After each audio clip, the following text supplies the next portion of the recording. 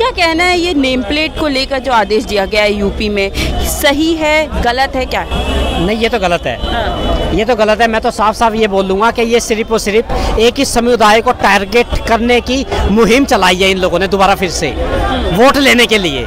जबकि देश की जनता ने इनको बता भी दिया, आईना दिखा भी दिया। आपने देखा होगा लोकसभा चुनाव का रिजल्ट, लेकिन फिर भी ये लोग बाज नहीं आ रहे। बाज आ जाएंगे अभी 2027 में जो विधानसभा जो चुनाव है ना यूपी में, इनको पता लग जाएगा। देखो, एक ही समुदाय को टारगेट करना, पहली बात तो ये है कि ये लोग विकास के नाम पे क्या दिखाते हैं, झुनझुना। जो लोग, चलो ठीक है, कावड़ लेने के लिए जा रहे हैं हमारे हिंदू भाई, ठीक है, मैं उनका समर्थन करता हूँ। मेरे परिवार में से भी जा रहे हैं बहुत लोग, अच्छी है, हम उनका साथ देते हैं। पर लेकिन एक बात तो बताओ, जब वो लोग पेपर देने के लिए जाते हैं और पेपर लीक हो जाता है, उनकी इतनी मेहनत, इतनी सालों की मेहनत, जो दिन रात पढ़ाई करके उन्होंने एग्जाम दिया, वो एक रात में वो पेपर लीक हो जाता है, उसके ऊपर कार्रवाई कौन करेगा? इसके ऊपर भी तो सरकार को और प्रशासन को ही ये इन दोनों को जवाब देना चाहिए ना। कहाँ है ये, कहाँ सो रहे हैं? लेकिन इस मामले में इनकी बोलती बंद हो जाएगी। अभी हमारे कांवड़िया भाई जा रहे हैं कांवड़ लेने के लिए, अच्छी बात है, जाने चाहिए, जाओ, मैं तो ये बोलता हूँ हर साल जाओ। लेकिन एक बात तो बताओ, ये चीज़ ना इन्हें अभी क्यों याद आई है? इसी समय जब कांवड़िया जा रहे हैं तो इसी समय इनको ये सब चीज़ें याद क्यों आती हैं? पहले कर देते 3 महीने पहले भाई, 4 महीने पहले कर देते, 6 महीने पहले कर देते। इसी वक्त ये चीजें इनको याद क्यों आती है? वही हिंदू मुस्लिम है, एक ही समुदाय को इन लोगों को टारगेट करना है, वोट लेनी है, अपना वोट बैंक बनाना है। लेकिन इस बार इन्हें हिंदू तो वो जो हमारे मुस्लिम भाई हैं वो तो इनको नकारी चुके हैं। इस बार हिंदुओं ने भी इन लोगों को झटका दिखा दिया है। और इस बार यूपी में जो झटका जो होगा ना 2027 में, वो ये लोग देख ही लेंगे कि इनके साथ। हाँ, वैसे ये है कि इतना आइडिया तो इन लोगों को लग ही गया है। पहले ये लोग कहते थे मोदी सरकार 400 पार, इस बार मोदी जी कह रहे हैं कि एनडीए सरकार। मतलब पहले मोदी सरकार थी, अब एनडीए सरकार है। देखो, सुर बदल गए ना। अच्छा, मोदी जी तो कहते हैं मैं हिंदू मुसलमान कभी कर नहीं सकता हूँ, हिंदू मुसलमान की राजनीति नहीं कर सकता। कौन कह रहा है हिंदू मुस्लिम नहीं करते? सबसे ज्यादा करते हैं ये तो, मोदी जी ने खुद ही कहा। अरे ये इंडिया में रहते हैं तो ये बोलते हैं मैं हिंदू हूँ। सऊदी अरब चले गए तो ये बोल देंगे भैया मैं पठान का बच्चा हूँ। भाई ये क्या तरीका है भाई? मतलब जिस दिशा में जाओगे उस दिशा में वो रंग बदल लेते हो। अरे गिरगिट भी रंग नहीं बदलता ऐसा तो, जैसा ये बदल रहे हैं। अच्छा, भाजपा तो सबका साथ सबका विकास की बात करती है, तो कैसे कह रहे हैं कि बंटवारा करवा रही है? सबका साथ सबका विकास नहीं है ये सिर्फ उन लोगों का विकास है जो चोर हैं, बलात्कारी हैं, उन लोगों का विकास है। अगर यहाँ पे जितने भाई भी खड़े हैं ना, ये अगर कल को वो कर देंगे चोरी, और चोरी करके भारतीय जनता पार्टी में आ जाए तो 1 मिनट में ये लोग दूध के धुले हो जाएंगे। अगर बीजेपी में नहीं गए, किसी और पार्टी में चले गए तो ये भ्रष्टाचारी हैं। भाई ये क्या चल रहा है? जो तुम्हारे साथ में है, चाहे वो चोरी कर ले, चाहे वो रेप कर दे, चाहे वो कुछ भी कर दे, वो राम बन गया। जो तुम्हारी पार्टी से दूध हो गया वो रावण बन गया। यार ये चल क्या रहा है देश में? किस तरीके का माहौल ये लोग क्रिएट कर रहे हैं? अच्छा, तो क्या लगता है ये जो आदेश लागू किया गया है चुनाव से पहले, तनाव पैदा करने के लिए किया गया है, बंटवारा करने? अरे ये तो पूरे के पूरे ये तो तनाव पैदा करने के चक्कर में है। ये लोग तो चाह रहे हैं कि कोई ना कोई हंगामा हो। अच्छा। कावड़ यात्रा के दौरान ये लोग तो चाहते हैं। क्यों, क्या कारण? भाई अरे तभी तो वोट बैंक बनेगा। अच्छा, जब तक दंगे नहीं होंगे तो भैया ये इनका वोट बैंक कैसे बनेगा? वोट बैंक का कारण भी तो यही है। अच्छा, तो भाजपा को उल्टा कहना कह रहे दंगे कम करने के लिए ये आदेश लागू किया। हाँ, दंगे कम हो रहे हैं ऐसे। ये इस तरीके के काम करने से दंगे कम हो रहे हैं देश में। दंगे घटेंगे या बढ़ेंगे ऐसे काम करने से? तो भाई एक बार बताओ, जो बीफ कंपनियां हैं जिनसे ये लोग चंदा लेके बैठे हैं, उनका नाम क्या है? वो तो हिंदू है ना, हिंदू है ना, उनका नाम क्यों नहीं लेके आते ये लोग आगे? उन्होंने तो चंदा देके इनका मुंह बंद कर दिया, इसलिए वो लोग सामने नहीं आ रहे हैं, इसलिए वो लोग दूध के धुले हैं। और आज हमारे कांवड़िया भाई जा रहे हैं तो आज उनके लिए भाई दुकानें कितनी हैं, किस किस के नाम पे है, वो असली नाम क्या है, असली नाम की नेम प्लेट लगाओ। अरे असली नाम की लगा देंगे, पहले तुम उन लोगों को भी तो सामने लेके आओ जिन बीफ कंपनियों से चंदा ले रखा है तुमने, लेके आओ सामने। ये लोग सिर्फ और सिर्फ इनका ढोंग है, वोट बैंक की राजनीति है, तनाव पैदा करना चाह रहे हैं, देश में अशांति, वो आशंका जो शांति वो होती है, शांति भंग करने चाह रहे हैं ये लोग, और कुछ नहीं है इससे ज़्यादा। यूपी में आदेश लागू हुआ है कि कांवड़ यात्रा के रूट में नेम प्लेट लगाए जाएंगे, इसको लेकर इतना बवाल क्यों मच रहा है? देखिए, बवाल इसलिए मच रहा है कि आप टीवी के पर्दे पर कुछ और दिखाने का काम करते हो और हकीकत में आपका मंशा कुछ और है। मंशा इसलिए कुछ और कहता हूं कि एक तरफ आप इस नेम प्लेट के माध्यम से दलित और पिछड़ों के उत्थान के लिए काम की बजाय आप वहां पे हिंदू और मुसलमान चलाने का काम करते हो, जो कि कतई भी सच्चाई नहीं है, उसमें सत्यता कहीं भी नहीं है। और मैं बात करना चाहता हूं, जिस नेम प्लेट की बात की जा रही है उसी नेम प्लेट से मैं बात करना चाहता हूं कि आप ये बताइए देश की जनता को कि आपने रेहड़ी पटरी वालों के लिए आधुनिकता के लिए क्या काम किया है और आपने पिछले 10 साल में क्या काम करके दिया है। आप सवाल का जवाब देने का काम तो कीजिए। आज हकीकत क्या है उसकी स्थिति और हालात का बताइए।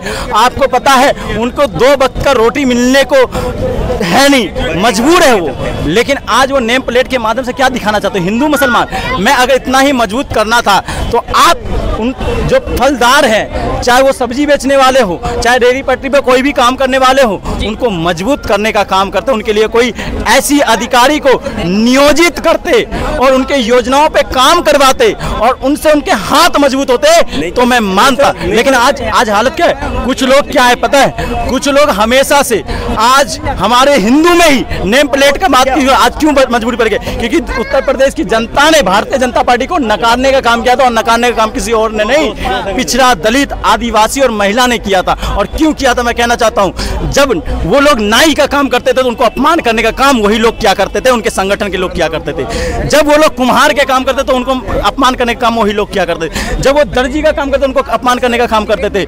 जब वो लोग चमड़े का काम करते तो उनको लोग अपमान करने का काम करते थे। जब वो लोग राजमिस्त्री का काम करते उनको अपमान करने का काम करते थे। उसके बाद जब हिंदुओं ने वो काम छोड़ना स्टार्ट कर दिया तो वो काम किसी तबके को तो चाहिए, आज उसी तबके से करवा भी रहे हैं। उनको दर्द उससे नहीं है, दर्द बस है तो दलित, पिछड़ा, आदिवासियों से है कि आखिर वो मजबूत कैसे हो रहे हैं। दर्द उनको इससे है कि आज पता है हिंदू के नाम पर वोट लेंगे लेकिन हिंदू को मजबूत करने का काम ये लोग नहीं करते हैं। इनका आपने देखा होगा। और आरएसएस कभी कहता था कि आज देश को हम वसुधैव कुटुंबकम की रास्ते पे और राह पे ले जाएंगे, लेकिन इस दो जो मंत्री है, जो प्रधानमंत्री है, जो गृह मंत्री है, जो उद्योगपति है, आपको पता है कहां से आते हैं और किस समुदाय से आते हैं, आपको पता होगा।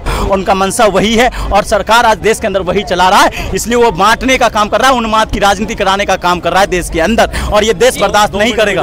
बिल्कुल बात होनी चाहिए नेम प्लेट की, मैं कहता हूँ होना चाहिए नेम प्लेट की बात, लेकिन नेम प्लेट की बात होनी चाहिए कि आज देश के अंदर कौन मजदूर है उसका भी नेम प्लेट जारी करे देश के। मैं कहता हूँ नेम प्लेट अगर इतना ही अच्छा है तो आप जनगणना से क्यों डर रहे हो? देश के अंदर शशांक क्यों नहीं करा रहे हो जो 2021 में होना था? आपने चुनाव के मध्य रहते हुए आप जनगणना नहीं कराया। आप जनगणना अगर नेम प्लेट से अगर आपको इतना खुश होता है तो एक बार खुलकर कह दीजिए कि देश के अंदर जातीय जनगणना होगा और जिसकी जितनी हिस्सेदारी उसकी उतनी भागीदारी होगी देश के अंदर। आप खुल के कह दिए देश के अंदर।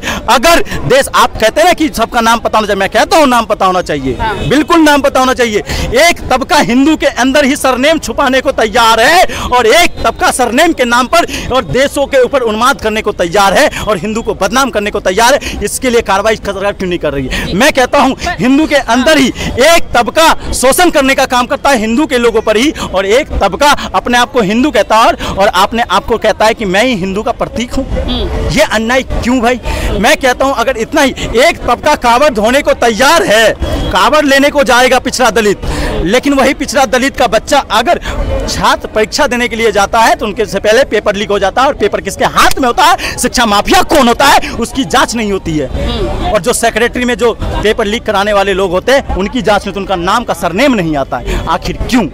अच्छा, ये भी सवाल उठ रहा है कि मनमोहन सिंह ने भी पहले इसी तरीके का कानून लागू किया था, तो उस समय पे सवाल क्यों नहीं? कानून नहीं मैम, उन्होंने एक अवेयरनेस प्रोग्राम चलाया था क्योंकि उस समय क्या हुआ था 2004 के बाद में कुछ लोगों ने जो राजमिस्त्री का काम करते हैं उनको अपमान करने का काम करते हैं। मैं फिर कहता हूँ जो मजदूर वर्ग के लोग थे जो ऐसे छोटे मोटे काम करते थे, दिन दहाड़े उनको अपमान करते थे, उनको घर में घुसने नहीं दिया जाता, पानी नहीं पीने दिया जाता था, तब मनमोहन सिंह ने कहा था कि गर्व से कहो कि मैं ये काम करता हूँ और अपने आगे नेम प्लेट लगाओ कि मैं नाई का बेटा हूँ, नाई हूँ और मेरा नाम ये है। तब उन्होंने अवेयरनेस प्रोग्राम करके देश देश में कोने कोने में लोगों को जागरूक करने का काम किया था, तब जाके हिंदू सशक्त हुआ था 10 साल में। लेकिन आज क्या होगा, उसको लेकर आप ये दिखाना चाहते हो क्या चल के आ रहा है? मैं कहता हूँ फिर से करिए ना, जो मनमोहन सिंह ने कहा वो लाइए। और एक तरफ तो आप तो कहते हो कि कांग्रेस बुरा था, कांग्रेस ये, अरे कांग्रेस ने भी तो यही कहा था। आप कहते हो, मैं कहता हूँ बिल्कुल एम्स लाया था, अभी दूसरा एक नया ऐसी तकनीक ला दी है जहाँ से हेल्थ सेक्टर बढ़ जाए। मैं कहता हूँ DRDO लाया था, अभी एक ऐसी नई तकनीक ला दी है जिससे DRDO का एडवांस टेक्निक आ जाए। मैं कहता हूँ उन्होंने इसरो लाया था, अभी एक ऐसा टेक्निक ला दिया इसरो का एक एडवांस टेक्निक आ जाए। मैं कहता हूँ उन्होंने ये तमाम जो जांच एजेंसियां लाया था UPSC के तर्ज पे एक ऐसी तकनीक ला दी है कि हमारा योजना जो बड़ी जो मजदूर वर्ग है, जो आर्थिक असमानता बढ़ी है, वो असमानता कम हो जाएगी। ऐसी टेक्निक तो लाई। अब एक ऐसी नई तकनीक आपने 10 साल में ऐसी नई योजना का नाम तो बताइए कम से कम, कि मैं जानूं कि हाँ आपने आपका एक विजन है देश को लेकर, आपका एक मिशन है देश को लेकर, आपका एक ही विजन और एक ही मिशन है उन्माद फैलाना देश के अंदर, जो देश बर्दाश्त नहीं करेगा, क्योंकि देश तालिबानी देश नहीं है, वसुधैव कुटुंबकम वाला देश है ये। अच्छा, पर भाजपा का कहना है कि एक आस्था और धर्म का विषय है, इस पे विपक्ष इतना मुद्दा क्यों बना रहा है? सुनिए, विपक्ष नहीं बना, आस्था, हम भी आस्था। मैं हिंदू नहीं हूँ, मेरा नाम सुमित शर्मा है। हाँ। मैं हिंदू नहीं हूँ क्या? मैं आपसे पूछना चाहता हूँ, आस्था क्या होता है मैम? अध्यात्म होता है। अध्यात्म क्या कहता है? शांति कहता है। अध्यात्म उन्माद नहीं कहता है। अध्यात्म किसी को अपमान करने का काम नहीं कहता है। अध्यात्म क्या कहता है? बराबरी से रहने का अधिकार देता है। अध्यात्म क्या कहता है? अध्यात्म कहता है समानता से रहने के लिए। अध्यात्म क्या कहता है? भाईचारा कहता है। अध्यात्म ये तो नहीं कहता है कि आप दूसरे को गाली दो। आप अध्यात्म ये नहीं कहता है कि किसी के धर्म स्थल पे जाकर आप अपने धर्म का प्रचार प्रसार करो। अध्यात्म तो ये नहीं कहता है कि आप दूसरे धर्म को आप गाली दो, आतंकवादी कहो, कुछ भी कह दो। अध्यात्म ये भी नहीं कहता है कि पंजाब के अंदर किसान है उनको भी आतंकवादी कह दो। अध्यात्म तो ये भी नहीं कहता नौजवानों को आप नक्सली कह दो। अध्यात्म तो ये भी नहीं कहता है कि आप तमाम ऐसे लोग जो सरकार से सवाल करता है उसको देश विरोधी बता दो। अध्यात्म ये भी नहीं कहता है कि आप पार्टी को ही राष्ट्र मान लो। अध्यात्म तो ये भी नहीं कहता है कि एक पार्टी को आप ये मान लो कि वो सनातन है। अध्यात्म तो ये तो नहीं कहता।